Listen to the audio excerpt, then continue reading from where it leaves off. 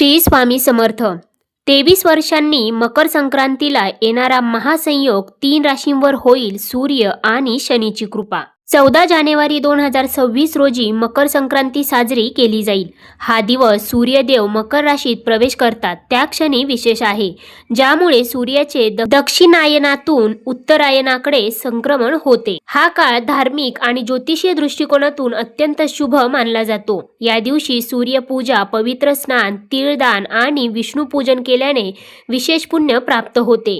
यंदा मकर संक्रांतीला षटतिला एकादशीशी जुळून येत आहे, जो 2003 नंतर प्रथमच घडत आहे।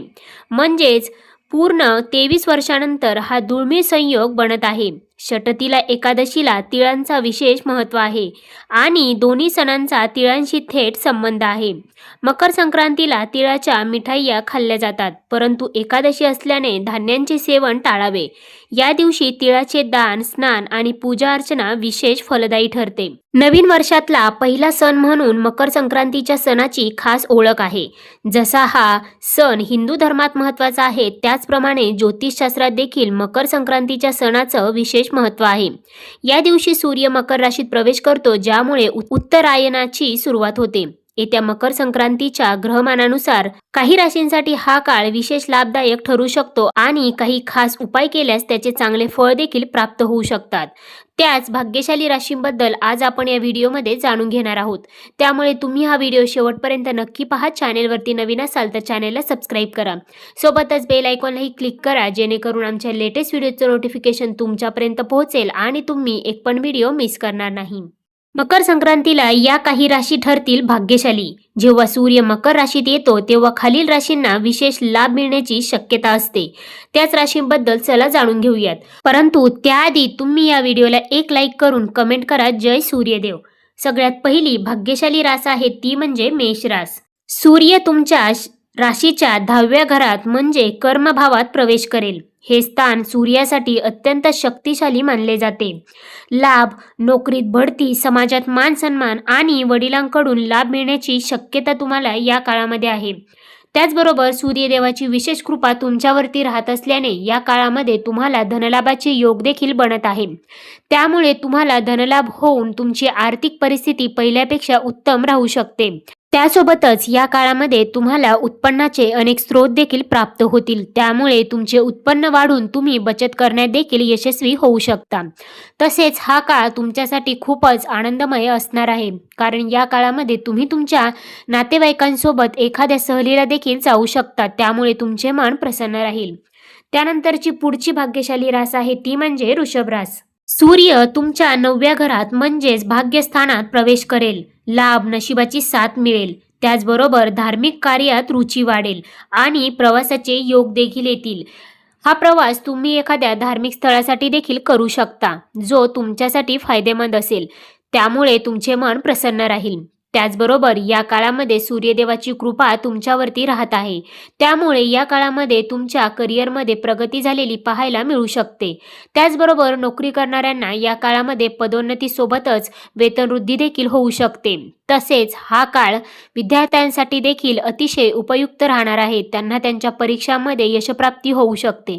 त्याचबरोबर या काळामध्ये तुमच्या मनासारखी एखादी इच्छाप्राप्ती सुद्धा होऊ शकते, त्यामुळे तुम्ही प्रसन्न राहाल। त्याचबरोबर तुमच्या घरामध्ये देखील आनंदमय आणि उत्साही वातावरण असेल। त्यानंतरची पुढची भाग्यशाली रास आहे ती म्हणजे सिंह रास। तुमचा राशी स्वामी म्हणजेच सूर्य 6व्या घरात प्रवेश करेल। लाभ, शत्रूंवर विजय मिळेल, तसेच जुन्या आजारातून सुटका देखील तुम्हाला या काळामध्ये नक्कीच मिळू शकते। त्याचबरोबर स्पर्धा परीक्षांमध्ये देखील यश मिळू शकते।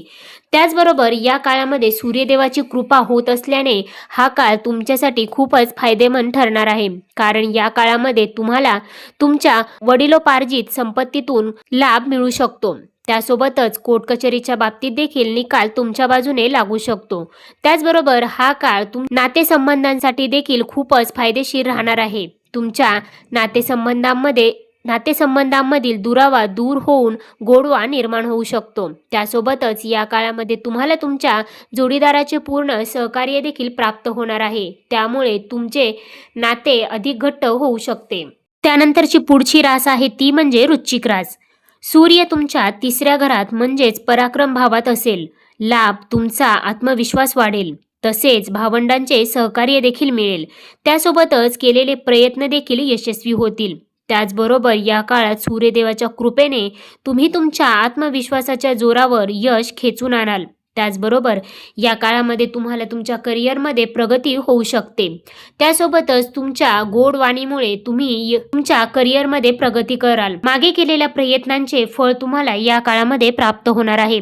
त्याचबरोबर या काळामध्ये व्यवसाय करणाऱ्या लोकांना त्यांच्या व्यवसायामध्ये अधिक मुनाफा प्राप्त होऊ शकतो. त्यासोबतच तुम्हाला या काळामध्ये धनलाभाचे योग देखील बनत आहे. त्यामुळे धनलाभ होऊन तुमची आर्थिक परिस्थिती उत्तम राहू शकते. त्यासोबतच या काळामध्ये तुमची एखादी मनासारखी इच्छा देखील पूर्ण होऊ शकते. त्यानंतरची पुढची भाग्यशाली रास आहे ती म्हणजे मीन रास. सूर्य तुमच्या 11व्या घरात म्हणजेच लाभस्थानात प्रवेश करेल. त्यामुळे तुम्हाला आर्थिक उत्पन्नात मोठी वाढ देखील होऊ शकते. अडकलेले पैसे परत मिळण्याची शक्यता देखील आहे. त्याचबरोबर या काळामध्ये तुम्ही कर्जातून मुक्ती देखील मिळवू शकता. त्याचबरोबर या काळामध्ये बेरोजगारांना नोकरी प्राप्तीचे योग देखील बनत आहे. बेरोजगारांना त्यांच्या मनासारखी नोकरी प्राप्ती होऊ शकते. त्याचबरोबर या काळामध्ये तुम्हाला तुमच्या वडिलांकडून सहकार्य प्राप्त होऊ शकते. तसेच जर तुम्हाला गुंतवणूक करायची असेल तर हा काळ अतिशय उत्तम मानला जात आहे. कारण या काळात तुम्ही गुंतवणूक केल्यास भविष्यात त्याचे तुम्हाला नक्कीच चांगले रिटर्न्स प्राप्त होऊ शकतात. या होत्या त्या राशी ज्यांना मकर संक्रांतीच्या दिवशी सूर्याची विशेष कृपा प्राप्त होणार आहे आणि त्यांना त्यांच्या जीवनामध्ये लाभच लाभ प्राप्त होणार आहे. परंतु मकर संक्रांतीसाठी विशेष ज्योतिषी उपाय सगळ्याच राशींचे लोक करू शकतात, ज्यामुळे सूर्याची विशेष कृपा तुमच्यावरती देखील राहू शकते. मकर संक्रांतीला सूर्य म्हणजेच आत्म्याचा कारक आणि शनी म्हणजेच कर्मफलदाता या दोघांना प्रसन्न करणे आवश्यक असते.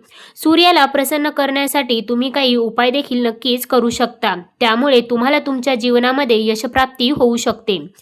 जसे की अर्घ देणे. सूर्याला तुम्ही अर्घ देऊ शकता. त्यासाठी सकाळी लवकर उठून स्नान करा आणि तांब्याच्या कलशात पाणी, लाल फूल तसेच थोडे कुंकू आणि काळे तीळ टाकून सूर्याला अर्घ द्या. त्यासोबतच तुम्ही मंत्र देखील म्हणू शकता. अर्घ देताना तुम्ही ओम घृणी सूर्याय नमः या मंत्राचा 11 वेळा जप देखील करू शकता. त्यासोबतच शनीसाठी उपाय देखील करू शकता. म्हणजेच संकट निवारणासाठी देखील तुम्ही उपाय करू शकता. त्यासाठी मकर राशीचा स्वामी शनी आहे आणि सूर्य शनीच्या घरात प्रवेश करतो. त्यामुळे या दिवशी शनिदेवाची पूजा करणे अत्यंत फलदायी ठरते. दान, गरिबांना किंवा गरजू व्यक्तींना काळे तीळ, गूळ, काळे कापड किंवा खिचडी दान करू शकता. त्यासोबतच पिंपळाच्या झाडाखाली मोहरीच्या तेलाचा दिवा देखील तुम्ही लावू शकता. त्यासोबतच या दिवशी केलेले गुप्तदान म्हणजेच कोणालाही न सांगता केलेले दान 1000 पटींनी जास्त फळ देते असे देखील मानले जाते. यामध्ये प्रामुख्याने तीळ आणि गूळ यांचे दान करावे. त्यासोबतच राशीनुसार तुम्ही काही छोटे उपाय देखील या दिवशी करू शकता. जसे की अग्नितत्वाच्या राशी म्हणजेच मेष, सिंह आणि धनु या लोकांनी गूळ आणि गव्हाचे दान या दिवशी करू शकता. त्यासोबतच पृथ्वी तत्वाच्या राशी म्हणजेच वृषभ, कन्या आणि मकर राशीचे लोक या दिवशी हिरवे मूग किंवा चादर किंवा कपडे दान करू शकता. त्यासोबतच वायू तत्वाच्या राशी म्हणजेच मिथुन, तूळ, कुंभ या दिवशी साखरेचे किंवा तांदळाचे दान नक्कीच करू शकता. त्यासोबतच जलतत्वाच्या राशी म्हणजेच कर्क, वृश्चिक आणि मीन या दिवशी तीळ आणि गुळाचे लाडू दान करू शकता. त्यामुळे सूर्याची विशेष कृपा या दिवशी तुम्हाला प्राप्त होऊ शकते आणि तुम्हाला तुमच्या जीवनामध्ये यशप्राप्ती होऊ शकते. तर मित्रांनो, आजचा हा व्हिडिओ तुम्हाला कसा वाटला कमेंट करून नक्की सांगा. पुन्हा भेटूया अशाच प्रकारच्या माहितीपूर्ण व्हिडिओसोबत. तोपर्यंत धन्यवाद.